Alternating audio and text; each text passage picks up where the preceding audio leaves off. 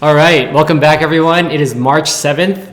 We're here for another monthly update, and our last update was on February 9th. So I think the theme of the past month was just trying to stay strong. Feels like our business is slowing down and it feels like other businesses around us is slowing down. So we're just trying to keep a good spirit here.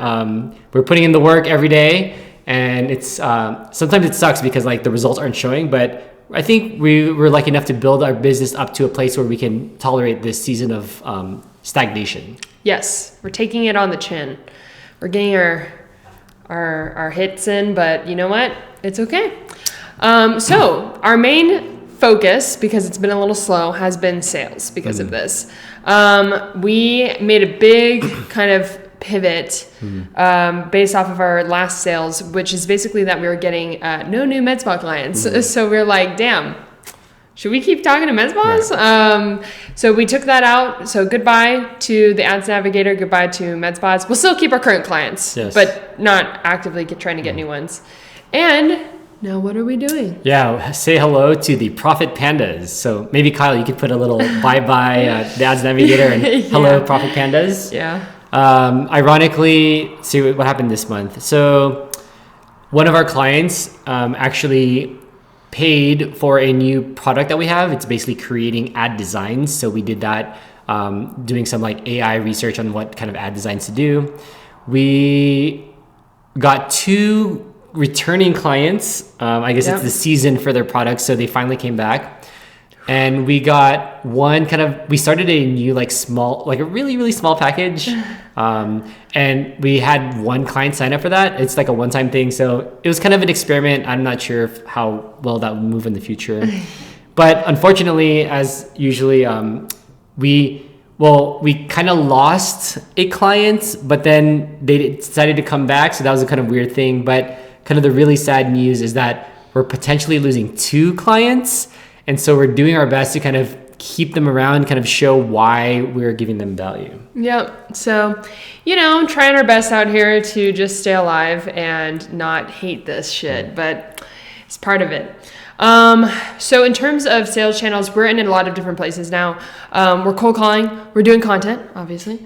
We're running ads, we're running cold email, we are doing something that I'll let you explain, and social media. So we are trying to get ourselves out there as well as we can and market the hell out of ourselves to see if we can get more clients. Yeah, we kind of expected with this kind of shift that we're going to kind of lose a sales pipeline a little bit. So we're really trying to spend the next 3 to 6 months investing in just building up an online presence with all these YouTube videos or Instagram posts, so that when people find us, they see that we're legitimate, basically. Yeah, exactly. I'll talk about Dream 100 really quick, and then you could talk about service delivery. Yes. But basically, the idea of Dream 100 is like once a week, reach out to really reach brands like Nike or Rolex or whatever, and offer them something for free that we do.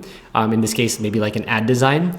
So we're trying to start that up. Basically, once a week, we'll do kind of like heavy research on a specific brand, and then we'll kind of give them a free ad design, and hopefully reach out and see if they. What do you call it? What do you call it when a fish? It bites? It bites. Yes. All right. So yeah, we're going to give that a try.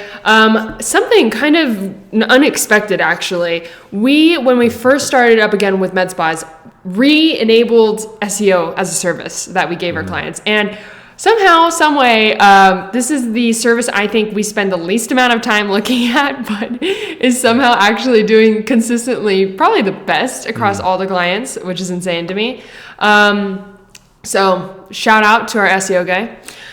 We are trying to find a new ads mentor because ads are constantly changing, and we're always trying to learn more about that service because that is our main service. And then we figured, actually just got off of a call with a client that we delivered 250 freaking graphics for. So major shout out to this guy right here, because he organized and orchestrated a lot of this, took the call with the client, and of course, the team, like our graphics guy crushed it. So major shout out to him. And then, possibly we might think about steering away from creatives and other offers and just really streamline and get focused on maybe 1 or 2 services maximum. So that's service delivery. All right, operations. So a big theme that failed this month is half of our day is spent meeting with our team and our clients. So we're trying to find a manager who can take these meetings for us most of the time. Yeah. We tried 3 times and all of them basically gave up after 1 to 3 days. And we realized how much we actually have gotten used to our business model. Yeah. Not that it's the best, but I'm both like, it's like good and bad. It's like good because I'm like, wow, I'm proud of how much we built resilience to our systems and our processes, but also sad that like it's overwhelming for other people to take over. Oh yeah. So we're constantly trying to figure that out. We attempted to hire 3 managers, and again, after 2 or 3 days, we were just like, no, thank you. Yeah, nobody wants to do this job. So you continue. So yeah, we're gonna keep trying to figure out how to streamline things. And then something that we are trying to do more of is using AI in our company research, in our company day-to-day ops, everything. Because I think both of us have an understanding that we think AI is going to be like the next wave. So educating ourselves early and our team early will be a good way to get into that wave.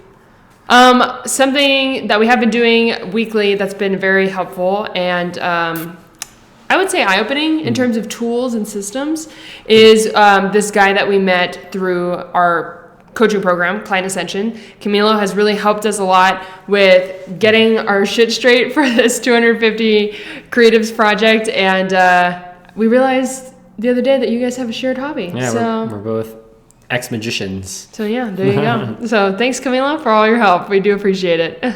All right, and then learning for the month. So as usual, we've been just sticking to Client Ascension. We've been watching more of the mastermind stuff, which is great. There's Taylor Welch's talks, Eddie Malouf's talks, and I think we've both gotten quite a bit of learning from that. So shout out to the founders, Daniel, Andre, and Christian and Dan. Dan. Yes. The 5th musketeer. I know. All right, reading for the month. We've been kind of falling off, I'd say. Oh, man. In substitution of Succession and Modern Family. Yeah, I know. It's bad. That being said, I tried to read 2 books in the past month.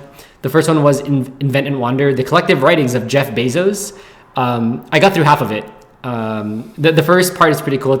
I'm forgetting his name, Isaac Walterson or Walter Isaacson. Walter Isaacson. He does a lot of great. Isaacson. He does a lot of great biographies, and he has like the first 10% of the book is like biography of Jeff Bezos, which is really interesting. And then it was just really cool to kind of read Jeff writing to shareholders early on in Amazon, like before the .com boom. So that was really cool. But halfway through, I was like, okay, this is like, it became like, oh, there's the AWS now, and like there's this thing. It's like it was just kind of progression. It's like, okay, now it's just on an upward slope. Yeah. And I just picked up, I think I'm 12% through The Holy Grail of Investing by Tony Robbins. Oh, I didn't realize you were reading that. Oh, yeah, sorry. No, you didn't tell me. So the main summary is he basically talks about private equity, private credit, blah, blah, blah, blah, buying sports teams. So just kind of... I feel like that's in your wheelhouse. You love the financials and all that stuff. Speaking of financials, I tried reading The Intelligent Investor. I have not given up on it yet. I've just taken a bit of a hiatus. So I want to get back into that one because I am learning how to dollar cost average into the stock market. Let's go. So how are you doing that? How are you dollar cost averaging? I am dollar cost averaging by basically going every month and taking a chunk of money that I set aside for my investing purposes, and basically I'm investing it into the S&P right now. Hopefully this dollar cost averaging thing will work out by the time I'm 60, so we'll go from there. Personally, not too much happened this month. I would say the main thing is that we got sick for 10 days, which sucked. I think it made us both really reappreciate our health. Yep. And I'm glad to not be sick. Luckily, we got sick together. That's true. That's true. Yeah. All right. That was the summary of the month. For next month, focus will almost always usually be sales, really just building the foundation, as Kayla mentioned. We're trying to pump out 2 to 3 YouTube videos a month, trying to do Dream 100 once a week. Shout out Francis. Social media, shout out Francis. Ads, shout out Giannis and Jomar. Emails, shout out, I guess, us and Francis. Yeah. And cold calling, Mary and Joey. Let's go. Dang, they have a hard job. Good luck to them.